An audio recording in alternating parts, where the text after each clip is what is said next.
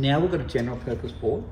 So inside all your ceilings, all your walls, where your wet areas that where aren't wet areas, I should say, you can use our GP board.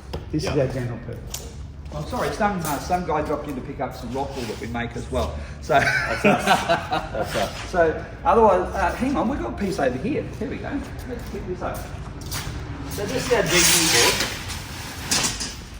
Okay, how do you go with that? How light's that? That's heaps lighter used than what we're used to. So that's 10 mil. Yeah. Okay. So this is our general purpose board. So this is direct now, aimed, targeting, direct at all your fire rated plasterboard walls and sealers internal. Okay. So your 10 mil systems. So basically 10 mil board, 75 by 35 stud. Yeah. Rock wool in the cavity, 80 kgs. There's your 60, up to 90 minute, depending on your thickness of stud. Wall system with one layer each side. Yeah. Okay. How cool is that? That's a lot lighter. See, you're using the HMR board, which is behind us. So I'll take you through the generation. Okay. Yep. So this is where we are today. I stopped doing GP board, which I call general purpose board, because of that handling issue. Okay. As we've evolved it and gone past that now, we've brought GP back in. It's a bit more cost effective than these. It's much lighter, but it's not to be used in the bathroom areas or wet areas or on the exterior. Moisture. Yeah. Okay. You probably would get, if you were out, say, in back at Ipswich, Toowoomba, where it's a drier climate, you'd probably be okay to use this out underneath your eaves and that type of stuff. Look what we've done here too. Shiplap. Shiplap. Yeah. On a wallboard. Yeah. Not just a little thing. We've done a shiplap edge. We were the first company in the world to bring shiplap in, and we brought that in structural flooring to get away from tongue and groove. Yeah. Because that tongue and groove strip's a pain in the butt, and in a fire, it melts, doesn't it, really quick, okay? So as we went through that, and only as of last year, I brought the PS5, the grey board, 12 mil with shiplap, and then I decided I'd play with 10 mil with shiplap, because when we've done fire testing, we remove the thermal breach. That's what it's all about. Yeah.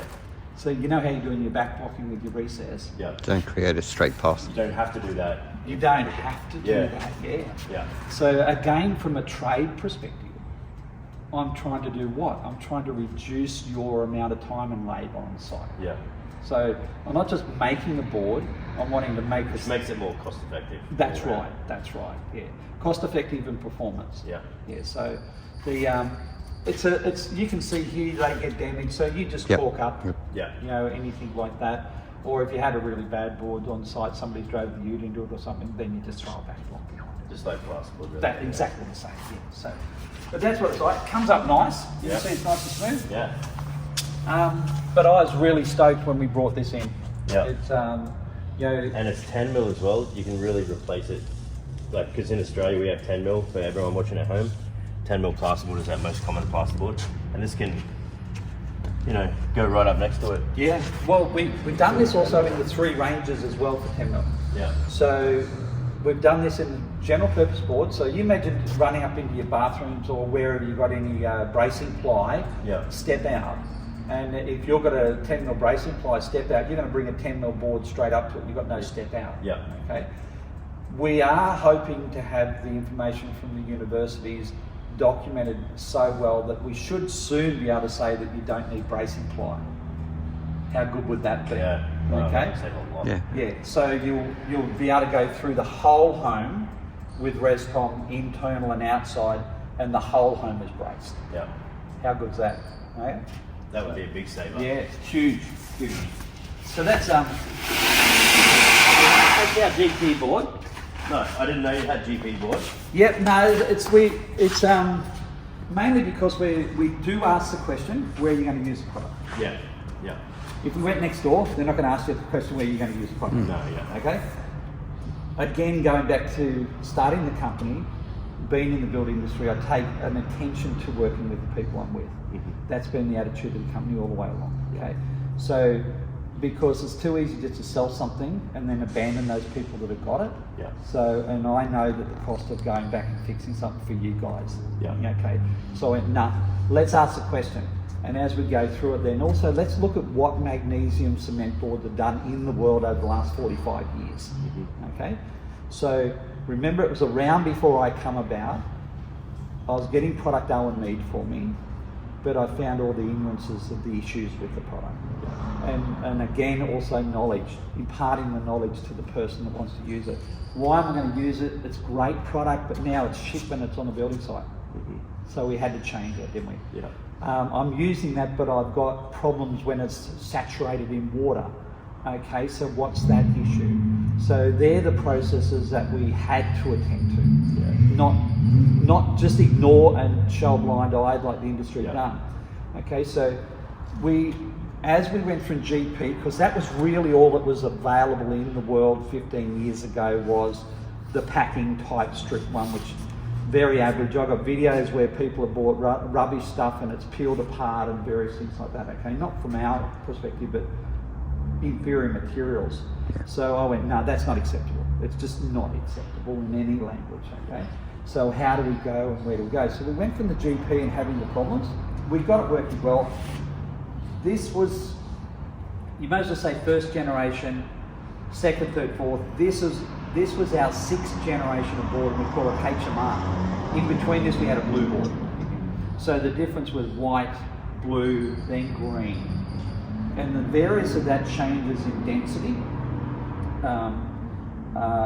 This type of high tensile woven mesh that we use in there. So it's a special mesh. It's not, as you notice, very fine. Yeah. Okay. So we needed high tensile, and the higher tensile you want, the thicker the mesh is. So over the time we realised that a thick mesh creates grooves. That means you can have water permeability going into the boards or things creeping in. Yeah. Like your fibre cement sheet. Of course, it's hatched and it's got paper in it. It gets water in there and eventually it'll delaminate and mould. Yeah. We've got a mesh that's going to let something in. So we've got meshes like this in here. We actually have them woven to give the tensile, but they're very fine. So they're specially done for us, which is really cool.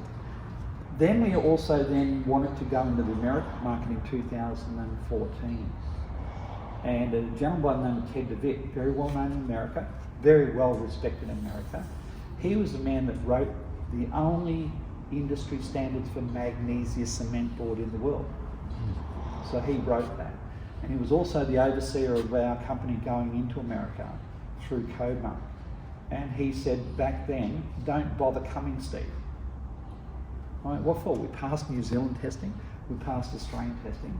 We're compliant here for exterior use and various things like that. He said, you'll never pass the standards for use in wet areas. Wow, big statement, huge statement, okay? So we ignored that and we went to America. And what happened? We failed. We failed with water permeability testing. So that was a bit of a kick in the bum, and I was told, Ted said, I told you not to come here because you're not going to pass testing. Yeah. So I started asking the questions and started looking at the product and going, well, okay, Portland cement, we're standing on Portland cement, okay? That's basically a sorrel cement, which is a magnesia cement. They're a cement, aren't they? What's the difference?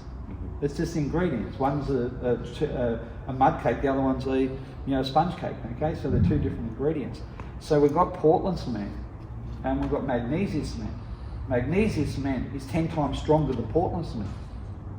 Magnesia cement has better calorific values than a Portland cement. Magnesia cement is a far higher A1 non-combustible to Portland cement. How come it can't pass the water permeability? Yeah. Right?